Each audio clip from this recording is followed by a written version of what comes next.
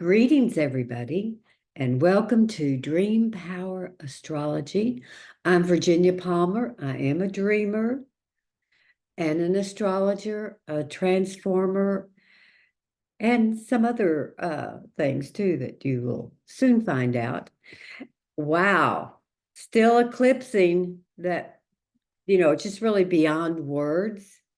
The eclipse that we all experienced and the fact that we all experienced it together.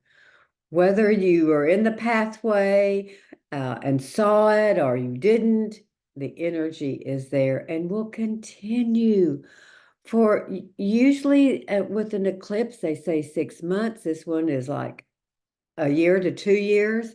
It's really an 18-year cycle when the nodes of the moon are back at Aries North Node, Libra South Node. So much has been said about this eclipse. I'm going to add a little bit more.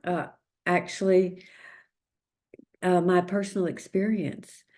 I went with my soulmate, Bill Oliver, and I went to our friend Barry Horn's place called the Liberty Hill Hideaway. And it is up in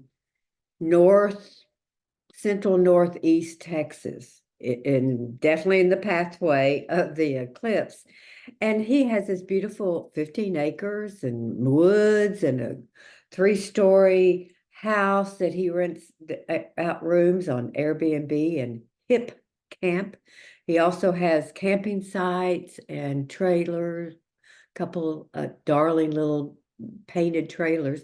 So there was a wonderful group of someone from New Zealand and someone from Copenhagen, lots of people from New Mexico, a family from New Mexico, and just all people from all around really. And so on the Sunday,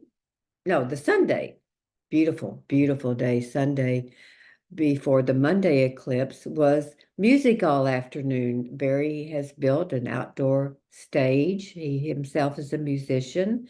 And my Bill Oliver, lifetime singer songwriter, Bill Oliver and the Outer Space Band. I'm in the band. That was some of the other things I was going to tell you about. A little segue into the astrology. In my chart, the only Earth I have in my chart is Chiron, the wounded healer. And it's in the third house of communication. And when I've been with Bill, going on 10 years after our souls circling around for 40 years. I'll tell you that story someday. So for right now, to let you know, I'm now singing, working on it. That was one of my eclipses, new beginnings. I'm going to practice my vocal workouts and singing more intensely to get better and better. I also do the tambourines and the hand drums and dance around. So it's lots of fun. So we did that on Sunday with some other bands, and it was just glorious. And then, of course, Monday, the eclipse, we did have full view. A few clouds would come across, but just made it more mysterious. I did do my dream journey eclipse video. It's 10 minutes and 33 seconds, something like that. I did that right as the eclipse was beginning. And I encourage you to periodically go back and do it because the eclipse, it's going to keep going, especially since it was in the sun and moon in Aries, conjunct Chiron, going back to the original wound, this lifetime, other lifetimes. And Venus is in Aquarius, Mercury. So it's all about the original I am of personhood and new beginnings of that powerful, valued self and the South Node being in Libra is the we are. I know I've said this before, but I'll just keep saying it. That is, that's what's happening. So, to continue with the sharing of some energy of this eclipse, again, we saw the fullness, and it went dark. It was amazing. I've been experienced eclipses in the past, but nothing like this, nothing like the full darkness, like nighttime, as most of you know. So, we continued on and through the night and the next day, and Bill and I got back late Tuesday night. So now I'm going to give you an example of how astrology, language of the soul, that connects you to the cosmic energy. We're connected anyway, but more refined, more knowable through the astrology aspects and transits and unlimitedness of it, and your dreams. Again, daydreams and night dreams. So I'm going to tell you about a dream I had on Wednesday night. I won't go into all the details. I'm going to put it together so you see how it works together. And I didn't ask for a dream. Sometimes I do sometimes for myself, for others, for the world, for the planet, but still recovering somewhat from the trip. And I was dreaming, and it was a house, a couple houses that I grew up in Dallas, and things were happening. And then I started making this noise. I was become noise. It wasn't a scream. It wasn't really a nightmare, but it was a weird noise that woke Bill up, and he was saying my name in his very sweet voice. And something, you know, serious was beginning to happen, did not happen. So uh, I went, I knew it was important, part of that wounding, and went back to sleep, didn't, and kept dreaming. I dreamed lucidly the rest of the night and in through the morning. And it was, yeah, then it was 2, 3 different houses I've lived in Austin, and then it was some future homes and houses. Again, without going into details, it was like very powerful, extremely lucid. So when I woke up later, I wrote down the dreams, but I was putting it together because yes, I'm Aries, 0 degrees. So it's like really powerful, all these configurations with this eclipse. Also, my moon is 22 degrees Aquarius in the 8th house. The 8th house is the house of the mysteries, of transformation, death, rebirth, transformation, many other things. It's the mysteries, and it's other people's money. So the planet Uranus, which is an 84-year cycle, is at 21 degrees Taurus. Now, it's been back and forth for a year or two, squaring my moon. I'm aware of this, nothing drastic, and very aware of it.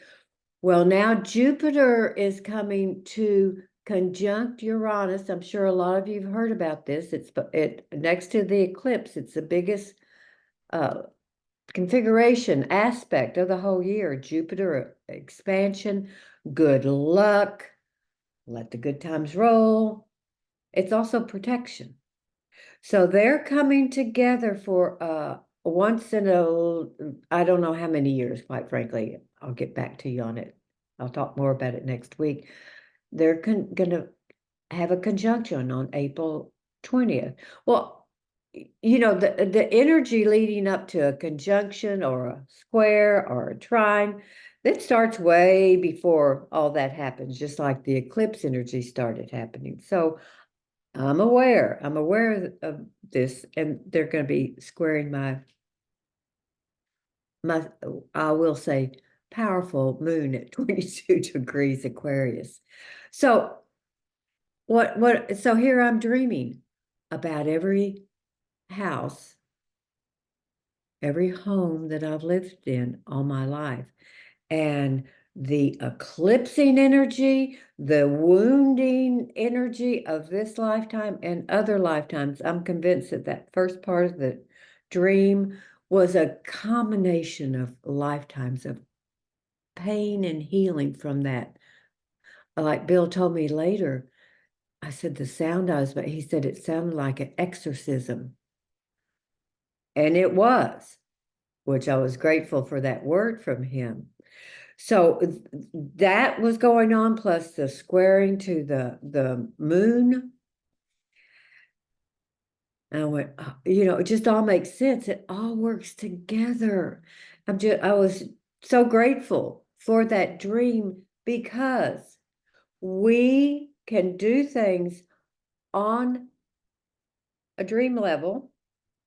Again, night dreams, certainly daydreams, and meditation and dream journeys, or any type of journey you do, you can do that and heal it or create your new dream before it manifests in your physical reality.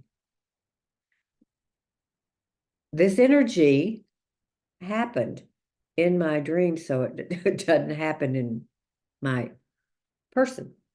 So I'm going to be doing some dream shops in the fall and teach you the high level ritual from the Lemurian dreamers on how to do healing dreams and creating dreams and soul dreams, destiny dreams. I'll certainly give you that schedule.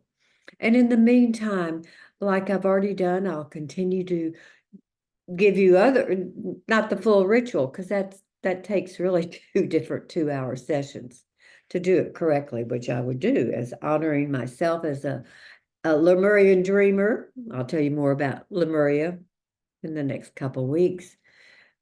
Then and now.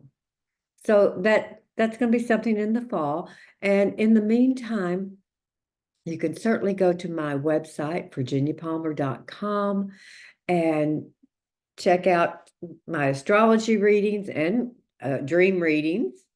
I have readings from 15 minutes to 2 hours, a whole menu there. And you can go there and or email me at Virginia Palmer Ph.D. at Gmail. Give me your birth information. I'll send you a chart. So if you don't have your chart, so you'll have it. So that's what's coming in the future, in the fall. And in the meantime, we're going to have a lot of fun with building this channel. I'm going to get some help with some razzle dazzle, so to speak. And next week, we'll be talking about that big conjunction. The following week on Monday will be Earth Day. You're going to hear a little music. Also, Bill Oliver is also known as Mr. Habitat, from a famous song that he wrote, Have to Have a Habitat. Time magazine did call him the environmental troubadour. So I'm going to be intersplicing some music periodically. And in May, we're going on Bill and myself, the Don't Say You're from Texas when you're in New Mexico tour. We're going to New Mexico and Arizona. So I'll be, I guess, zooming from there. So this has been great catch up, as we're still we're going to be in this eclipse energy for a long time. And we're going to be in this conjunction of Uranus, which is sudden flashes of insight, expanded by Jupiter. It's all good. I'm going to give you one more little story here. Years ago in LA, I had lots of friends that were astrologers, and one friend that knew my chart, I hadn't seen her in a while, and she knew that Uranus had been on my Venus. And she said, oh, like, did you lose everything? Because Uranus can kind of like, whoop, there it goes. I said, no, I want a trip to Rome when that happened. So what I'm getting at is, with me, the way I do charts, I reach for the highest vibration. There's many different levels of things because it's energy that you can go for when you're having a transit. I'm always going to go for and tell you what the highest vibration that your soul wants you to go for, that we know at this point. So let's keep those vibration high and those dreams sweet. So until I see you again, sweet dreams, and I'll see you in our dreams. Bye.